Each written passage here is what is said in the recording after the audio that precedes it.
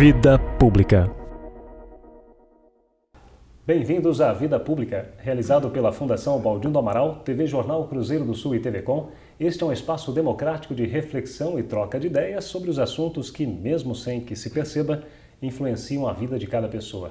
Nossos projetos de vida, nossas esperanças, tudo aquilo que sonhamos para nós, para a nossa cidade e nosso país, passa pela esfera da vida pública. Espaço aberto à pluralidade, Vida Pública é um debate permanente sobre a realidade que nos cerca, para o qual estão convidados você, telespectador, e aqui, em nosso estúdio, todos os que têm alguma coisa importante a dizer. E a palavra hoje está com o professor Luiz Marins. Nascido em Sorocaba no dia 21 de setembro de 1949, Luiz Almeida Marins Filho é casado com Ana Cristina Grieco Cruz Marins, pai de Aloísio, Túlio e Caio, e avô de Mariana, Gabriel, Tulinho e Tiago.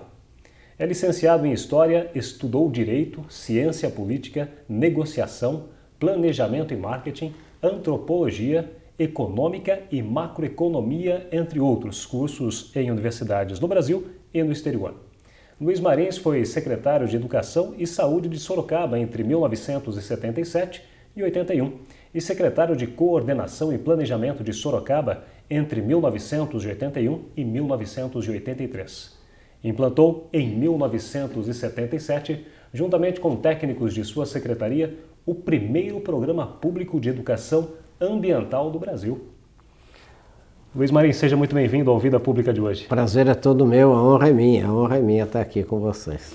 Muito bem, é uma honra nossa também tê-lo aqui, nos acompanhando no Vida Pública, e já vamos começar a perguntar sobre o Luiz Marins. Como foi esta sua formação, Luiz Marins? Você que tem esta formação longa, não é somente no Brasil, também você investiu lá no exterior, buscando outros conhecimentos.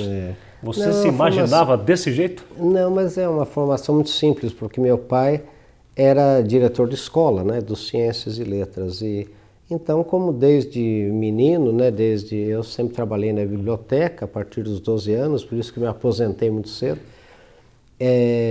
na biblioteca da escola, e daí eu fiz o curso normal, que é de formação de professores, e mais contabilidade no curso secundário.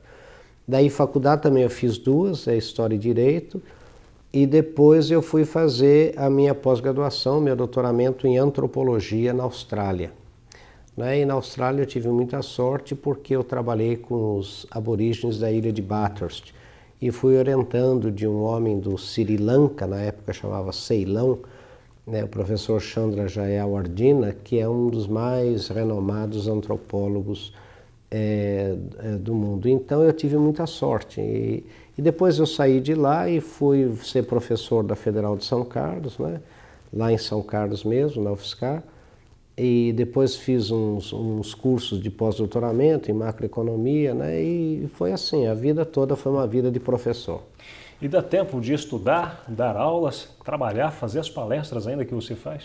Daí o que aconteceu foi isso, eu fui fazendo, dando aula na Federal e lá em São Carlos, e as indústrias ali da Redondeza, Volkswagen, que já tinha na época Gurgel em Rio Claro, elas começaram a me convidar para fazer algumas palestras para os colaboradores da indústria, das indústrias, e daí é que começou essa história de eu aplicar a antropologia no mundo corporativo, porque como eu tinha feito contabilidade, estudar direito, eu tenho esse misto, essa mescla de antropologia com a vida empresarial corporativa, facilitou muito, essa passagem. Então, e assim foi uma coisa natural, não planejada. Você participou de momentos históricos em Sorocaba também, momentos importantes para a cidade, como a vinda dos restos mortais de Varhagen também. Você foi secretário numa época em que o desafio de se administrar uma cidade como Sorocaba não era tão grande na ocasião, em 1977, mas era uma cidade que já tinha todo o seu contexto. Como foi administrar naquela época, você trabalhar com todos os recursos que eram escassos? Sorocaba na época já tinha mais de 300 e tantos mil habitantes, e a secretaria era uma secretaria muito interessante, porque ela abarcava toda a área social, era educação e saúde, o título, mas era promoção social, esporte, cultura, Então fazia parte dela também o zoológico, nós instituímos o programa Lazer, promoção social, né, assistência social. Então era uma secretaria toda ela social e foi muito interessante porque na época a gente pôde fazer uma série de programas, por exemplo, esse programa ambiental que você citou no começo, né, que foi elogiado pela WWF, foi o primeiro programa. Nós tínhamos aqui quando a criança era na pré-escola, a gente tinha um Centro Interpré-Escolar de Educação Ambiental, que era o CIPEAM, que era o Parque da Biquinha. Depois a gente tinha um programa chamado Vigilantes do Verde, que pegava os alunos de 7 a 14 anos nas escolas públicas. Daí a gente tinha, lembra, o Transzoo que a gente começou, tudo aquilo. Tem até né? hoje ainda. E nós tínhamos um curso de ecologia, de introdução à ecologia por correspondência, na época, que era por correio, né? Com mais de 3.000 pessoas. E a mesma equipe que até hoje, ou há pouco tempo, está até hoje no zoológico. Isso foi, a educação ambiental no Brasil teve uma grande sorte, porque a mesma equipe permaneceu. Durante muitos anos, muitos já se aposentaram, né? Mas então teve essa continuidade muito interessante. A gente criou também na época a Sociedade de Zoológicos do Brasil, né? Que teve como primeira sede aqui em Sorocaba. Enfim, foi uma época muito forte, né? A gente tinha 7 pré-escolas, quando a gente deixou a gente tinha quase 20 pré-escolas. Porque naquela época o município só era responsável pela educação pré-escolar. Só tinha de primeiro e segundo grau o Getúlio e o Aquiles de Almeida. E também tinha uma escola supletiva, Luiz Pinto Tomás.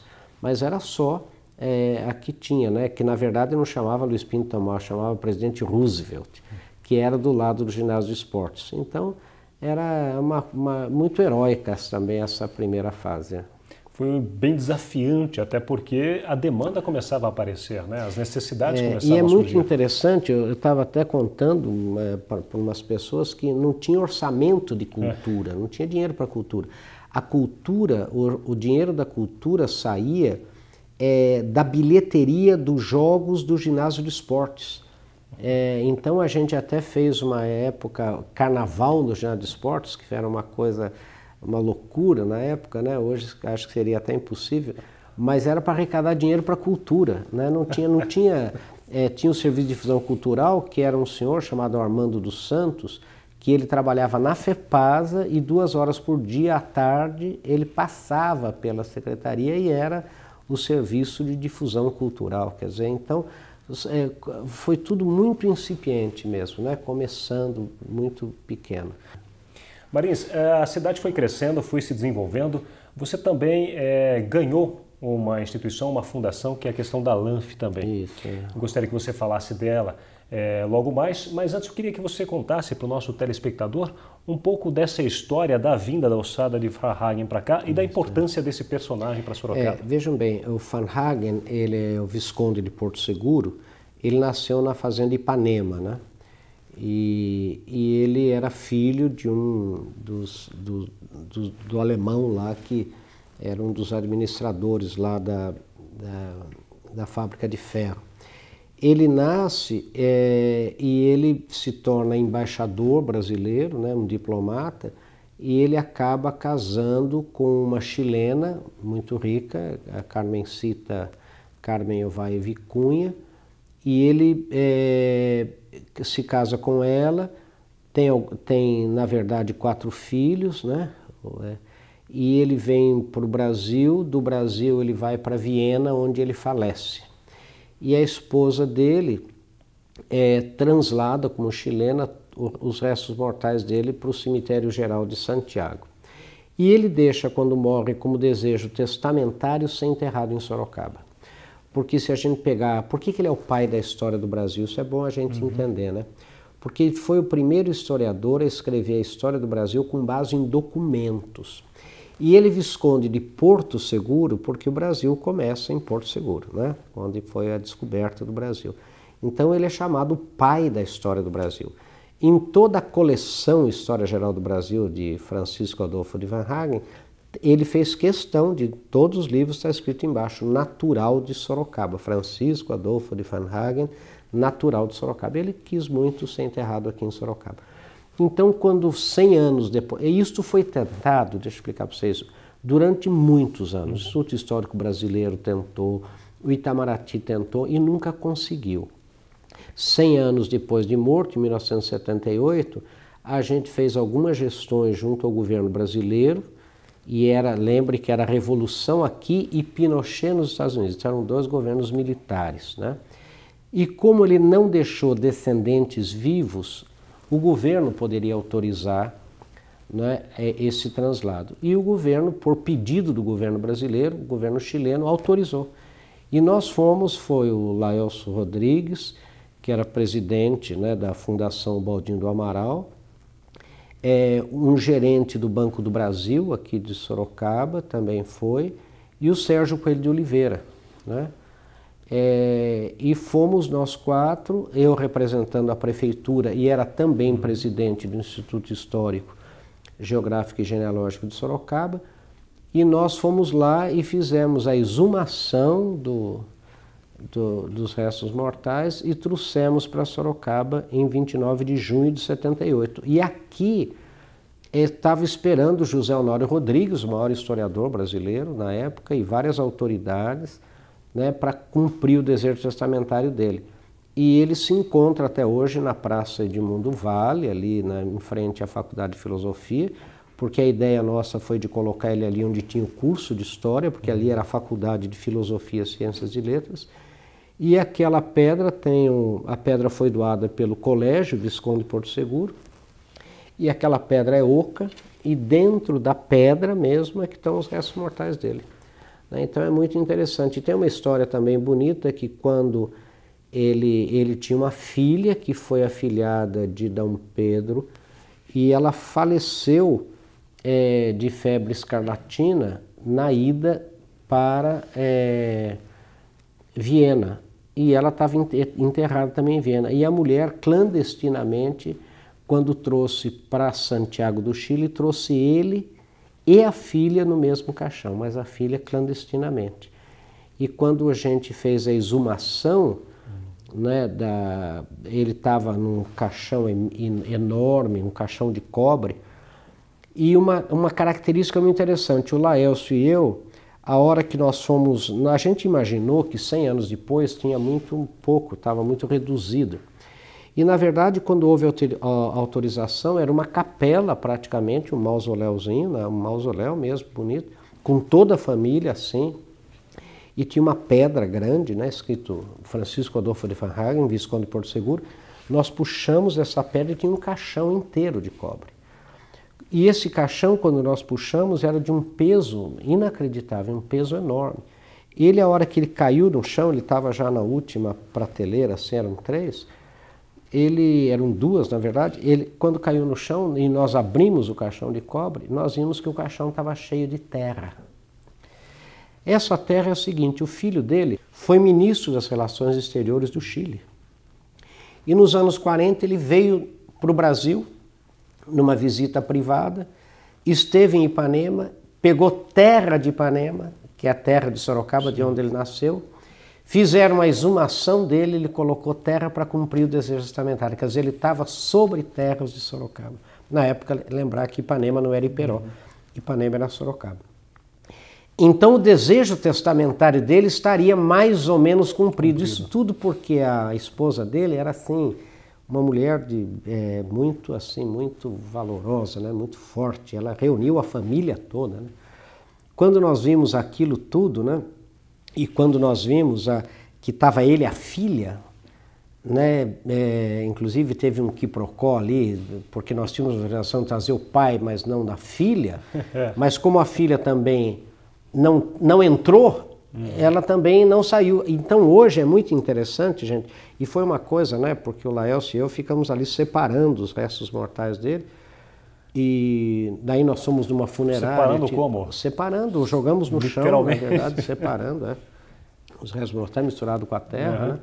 Pusemos num saco plástico e fomos uma funerária para fazer um outro caixão que coubesse, porque tinha a calota craniana inteira, fêmur, tinha, né, e aqueles metatarsos todos da filha, né, o sapatinho da filha, tudo. Tanto é que a história é tão bonita porque está enterrado aqui a filha também, o pai e a filha, clandestinamente, que essa menina já viajou clandestinamente, né? E está aí ela com o pai e o filho, porque não teve como separar os ossos, né? Então, hoje a gente faz um pleito que eu queria fazer até aqui nesse programa, para que, na época, gente, aquele era o lugar ideal. Sorocaba era muito... O lugar ideal sempre foi o Largo São Bento, que ele, como ele era Visconde de Porto Seguro, porque foi onde nasceu o Brasil, o ideal seria no Largo São Bento, onde nasceu Sorocaba.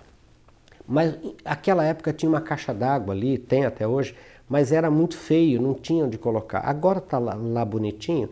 Agora é o tempo de a gente transladar de novo, de lá daquela Praça Edmundo Vale, porque nem os cursos de história estão mais ali. É verdade. Ali é uma rotatória sem nenhum valor mais. Sem muita expressão, né? Sem nenhuma expressão. E transladar de novo, porque aquilo é só um Munch pegar, porque não tem nada enterrado lá. Né? É só o Munch pegar e transladar para um lugar bonitinho no Largo São Bento, ali onde está o fundador de Sorocaba. Né? Esse é um pleito que a gente devia fazer em Sorocaba para... Ou, se for o caso, como Ipanema hoje está assim, muito bonito, muito desenvolvido, tem uma praça Van Hagen, talvez trasladar ele para Ipanema, que era, na verdade, o desejo original dele. Né? Quando ele falava Sorocaba, ele imagina-se que ele queria dizer a cidade onde ele nasceu, que era, na verdade, na Fazenda Ipanema. Então, mas é uma história muito, muito bonita, né? A gente cumpriu o desejo testamentário dos 100 anos, coisa que ninguém havia conseguido. O Instituto Histórico Brasileiro não conseguiu, as embaixadas não conseguiram, ninguém. A gente conseguiu de uma maneira muito simples, muito singela, né? Com o apoio da Fundação Baldino Amaral.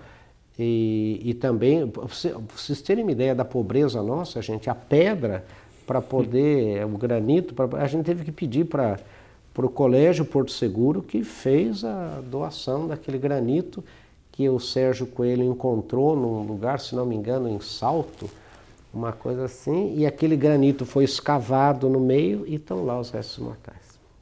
Então é muito importante que todo mundo que passe ali não é um busto só do pai da história do Brasil, né, gente? Ali ele está ali enterrado, ele e a filha. Então é muito importante. É uma pena que Sorocaba não dê esse valor. Enquanto eu fui secretário da prefeitura, eu fiz uma portaria exigindo que todas as cerimônias da prefeitura, da secretaria, que era tudo, né? Esporte, cultura, etc, etc, toda a coroa de flores, todas as flores fossem na mesma noite, no mesmo dia, depositadas ali, para que o povo até quando passasse falava que tanto tem flor aí nesse busto e até chamasse atenção, mas nunca mais isso foi feito e está lá. Outro dia até, eu quero confessar a vocês, eu vi um menino jogando bola com o busto, né? Cabeceando com o busto do pai da história do Brasil. Então é uma pena que Sorocaba não dê o respeito e o valor ao pai da história do Brasil que está aqui. E tá aí, está levantada a bandeira também, no caso de fazer o traslado os restos mortais que lá estão, ou seja, para o Largo São Bento, junto do fundador de Sorocaba, ou seja, também para Ipanema, onde... Ipanema. Eu conversei até com o administrador de Ipanema, ele falou, nossa, isso para Ipanema seria um... Fantástico. Porque hoje a Ipanema é Floresta Nacional de Ipanema. Tem todo um reconhecimento histórico. Tem todo, e hoje, né, talvez até fosse mais apropriado, e hoje em dia essa coisa de estar ou em Sorocaba... O que importa é estar na nossa região, é uma coisa histórica, né? Ou no Largo São Bento. O que eu acho que não deve é ficar onde está. Certo. E não tem que... Uma vez teve alguém da prefeitura que disse que tem que exumar, enterrar, não tem nada. É só o Munch pegar a pedra e levar de um lugar para outro, não tem nada aqui fazendo. Uma operação mais simples ainda do que a que foi para trazer do Chile para cá. Fundação Lanf é o seu nome. Embora seja a Fundação Lanf, na verdade com o teu nome, você não é o fundador. Como é essa história? Não, eu quando fiz 50 anos de idade, inusitadamente 20 amigos meus, professores, me deram de presente de aniversário uma fundação com meu nome. Né? Mas que presente é esse? Pois mas fundação mesmo, né? Com curadoria das fundações, com fundação mesmo, instituída, com escritura pública, tudo. Agora, E essa fundação, ela tem como mote, no primeiro tempo, foi alfabetizando para informática, ela foi em 99, né? Certo. Então, nós colocamos laboratórios de informática em todas as escolas estaduais, públicas, de 1ª a 4ª série de Sorocaba, junto com a diretoria e com a Associação de Pais e Mestres. A gente pegava computadores de empresas que já iam fazer o upgrade dos seus equipamentos e a gente daí então colocava nessas escolas. Então nós fizemos 32 laboratórios dessas escolas. Daí, como o Estado, né, ficou rico e começou a dar computadores para as escolas públicas, esse nosso objetivo ele se perdeu, né? Ele se defasou. E para não ficar a gente com do sucatão do Marins, né, a sucatão da fundação, a gente mudou estatutariamente o nosso foco para ensinar a aprender, é isso que a gente faz. Então até queria convidar você aí que esteja me ouvindo, né, de 2 de agosto até 28 de novembro, todas as sextas-feiras, das 16 às 17 horas, nós vamos ter um ciclo de palestras online, qualquer pessoa pode acessar. Então eu queria que você, para não tomar muito tempo, são as maiores autoridades, a gente é o presidente do Bradesco que vai falar, o Max Geringer, o Isamitiba, são vídeos, na verdade, já gravados de quando eles estiveram aqui em eventos da Fundação. Então é muito fácil para você ter, mas todo mundo é convidado, é gratuito, não tem nada, é uma maravilha mesmo. E nós vamos assistir o vídeo e vamos comentar com vocês o que eles disseram. Então é fácil, entre aí no que você está vendo aí na tela, fundaçãolanf.org.br, né, e veja lá na página inicial mesmo todas as informações. É gratuito, divulgue, porque é importante. Vocês vão ver gente, a Luiz Helena do Magazine Luiza, o Alexandre Tadeu da Costa da Cacau Show, o Trabuco, presidente do Bradesco, olha, o Alencar Burti, olha, as maiores autoridades falando sobre ensinar e aprender. Tudo isso de graça do seu computador, de qualquer computador, não tem complicação nenhuma, não tem que fazer inscrição prévia, nada disso. Pode ser até no smartphone, no tablet. Claro, no tablet. Não importa qual seja o recurso, mas... Tem toda a explicação ali como entrar. Muito bem. E olha, a Fundação LANF, essa preocupação do Luiz Marins com a questão da educação, da formação, tem também a questão da motivação e sucesso.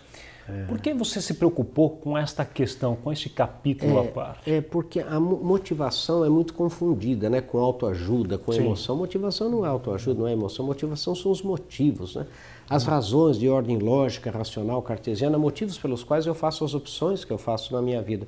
Se eu não tiver os meus motivos, sou desmotivado, né? O prefixo des é um prefixo de negação, descascar, tirar a casca, desatualizado, não atualizado.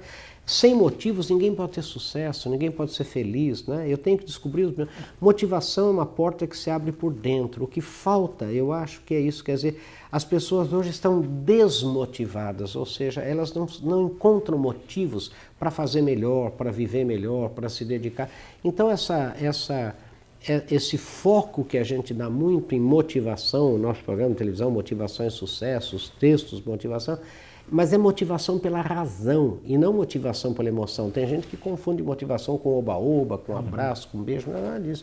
Motivação sou eu descobrir os motivos pelos quais você está aí, eu estou aqui, eu escolhi ser professor, né? A Fundação aí o Balneiro Amaral faz esse trabalho maravilhoso que ela faz. Agora, se eu não souber os motivos, se eu não tiver os motivos, quer dizer, as coisas perdem a sua essência, não é? Então, é essa que é a ideia de você trabalhar para que as pessoas encontrem os motivos. Então, tem gente que fala assim, eu quero ser motivado. Mas a única maneira de ser motivado é você encontrar os seus motivos. Você mesmo. Claro. Falando em motivação, você acompanhou todo este mecanismo, esta mobilização da sociedade nessas manifestações que começaram em junho de 2013 e vieram até agora. Muitas manifestações contra governos, diversas esferas, outras motivações também. Claro. Como você avalia como antropólogo toda essa movimentação? Olha, é muito simples. Para você ter uma ideia, pode entrar lá no meu site, que é o marins.com.br, você vai ver lá. O que o brasileiro realmente mais valoriza? Sabe o que o brasileiro valoriza? Em primeiro lugar, com 78% família. Em segundo lugar, com 68% estudo, depois com 60 e pouco, 50 e pouco, trabalho, depois religião, depois... Enfim, os valores do povo brasileiro são valores elevados. Os valores, o brasileiro, se você perguntar quais os valores que ele mais preza, da honestidade, lealdade, verdade, a indignidade nossa, não é que a gente não tenha os valores, é não poder fazer valer os valores no dia a dia, no cotidiano. Então essa coisa que a gente sente, por exemplo, que aquela coisa de poupar os maus, quem poupa os maus ofende os bons. Então, de repente, você estudou, o seu colega não estudou, colou, o professor viu ele colando, a nota dele é maior que a sua. Essa indignidade, você trabalha duro, você vai, você cumpre o seu dever, o outro não cumpre e tem as mesmas. Essa é a indignidade, não são os valores nossos que são faltos. O que falta é o que existe e que o povo sente, essa incoerência entre os valores e a praxis, o valor e a prática. E isso eu acho que está acontecendo isso, a gota d'água que está transbordando o copo, quer dizer, ninguém aguenta mais, quer dizer, porque eu digo até o seguinte, não é possível, quando você acende uma chave e vê que a luz acende, não é corrupto que fez isso, quer dizer, alguém está trabalhando para que a luz acenda, alguém está aqui, o Brasil não é feito de corrupto, de ladrão, de sem vergonha, quer dizer, a gente não pode confundir o Brasil com os maus brasileiros, não é verdade? Quer dizer, e a gente não pode jogar toalha, porque a hora que a gente joga a toalha está fazendo o jogo de quem quer que a gente jogue a toalha, que a gente pare.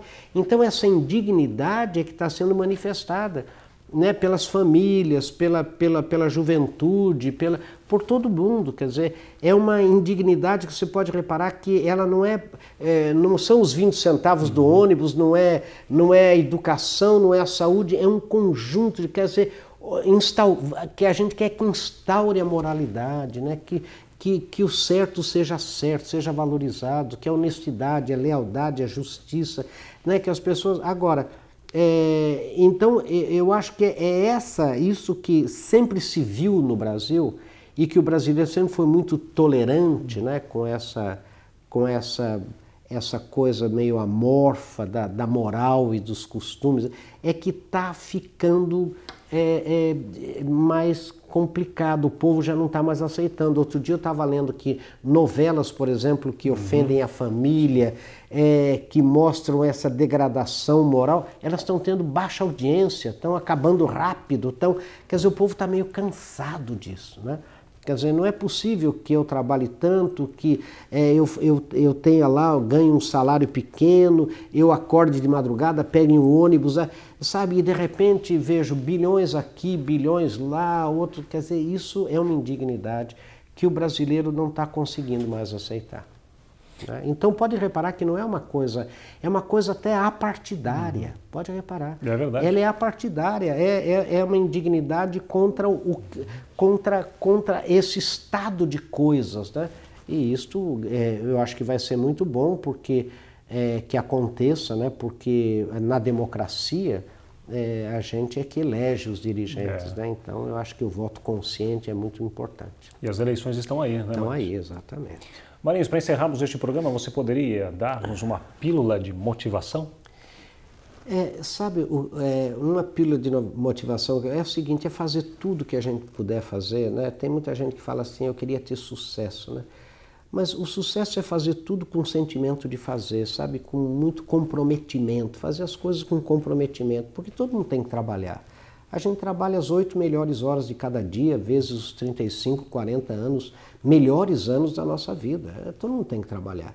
Então fazer o que tem que fazer, com sentimento de fazer, com comprometimento, atenção aos detalhes, aquilo que a gente chama de follow-up imediato, de terminar o que começa, de ir atrás. E uma coisa assim, sabe, de respeito, de polidez, sabe, de civilidade. Uma das coisas que a gente está muito preocupado é com a invasão hoje da confusão da vida pública e privada. Pode reparar que a gente está aqui num elevador, sorria, você está sendo filmado. A gente está muito exposto publicamente, né, em todo lugar. Mas tem que pensar que está havendo um problema diferente também, que é a invasão do privado do público. Sabe, você está dando aula, o aluno levanta, você fala, onde é que você vai? Estou com fome. Mas peraí, você não está na sua casa. Você tem que respeitar os seus colegas. Não, mas eu estou com fome, você tinha que ter comido antes. Sabe, você vai no supermercado, a pessoa para na sua frente, você fala, dá licença, eu estou olhando. Quer dizer, sabe, eu abro a sua gaveta, pego a sua caneta, eu falo, essa caneta é minha, eu estou precisando. Quer dizer, como se fosse a gaveta de talher da casa dele. Sabe, quer dizer, você chama a atenção de um subordinado, ele fala, nem meu pai fala assim comigo. Eu falo, eu não sou seu pai, não, eu sou seu chefe, a gente tem que ter qualidade aqui. Essa invasão do privado no público, sabe, isso desmotiva também. Quer dizer, sabe, tomar consciência de que nós vivemos numa sociedade, é preciso que cada um tenha consciência do seu papel cada vez mais importante no bem comum, sabe, na sociedade comum. Muito bem. Marins, quero agradecer muito a sua participação na Vida Pública de hoje. Eu que agradeço, é uma honra muito grande e parabéns a vocês, parabéns à Fundação Baldino do Amaral, parabéns ao Cruzeiro do Sul, né? Esse patrimônio que Sorocaba tem e que merece ser sempre prestigiado, elogiado, né? E assim, prestigiado de fato mesmo. Parabéns. Sucesso cada vez mais. Obrigado, querido. O Vida Pública de hoje conversou com o professor Luiz Marins. O programa Vida Pública pode ser assistido no canal de vídeos do portal Cruzeiro do Sul em www.cruzeirodosul.inf.br, na TV Com, canal 7 da NET, TV Votorantim, canal 10 e TV Comunitária, canal 3 pela Supermídia. Agradecemos também a participação da nossa equipe de produção, o editor-geral Ednilson Jodar Lopes e o estagiário de produção Gustavo Henrique de Campos. O Vida Pública de hoje fica por aqui. Até o próximo.